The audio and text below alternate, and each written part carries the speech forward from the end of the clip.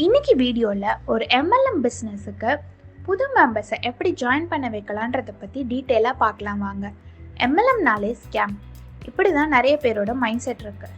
இதை பிரேக் பண்ணி ட்ரஸ்ட்டை கொண்டு வந்தால் மட்டும்தான் அவங்க நம்ம கம்பெனியில் ஜாயின் பண்ணுவாங்க. ஸோ இந்த ட்ரஸ்ட்டை க்ரியேட் பண்ணுறதுக்கு ஒரு ரெக்ரூட்டராக நம்மக்கிட்ட சர்டன் குவாலிஃபிகேஷன்ஸ் இருக்கணும்.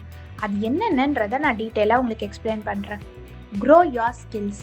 ஒரு ரெக்ரூட்டராக நம்மளோட கம்யூனிகேஷன் அண்ட் மார்க்கெட்டிங் ஸ்கில்ஸை நம்ம எப்பவுமே இம்ப்ரோவைஸ்டாக வச்சுருக்கணும். Prepare for questions. ஒரு புது மெம்பரை மீட் பண்ணுறதுக்கு முன்னாடி அவங்க என்னென்ன மாதிரிலாம் கொஷின்ஸ் கேட்பாங்க, அதுக்கு நம்ம என்னென்ன சொல்யூஷன்ஸ் கொடுக்கணும் அப்படின்றத முன்கூட்டியே நம்ம அனலைஸ் பண்ணி வச்சுருக்கணும்.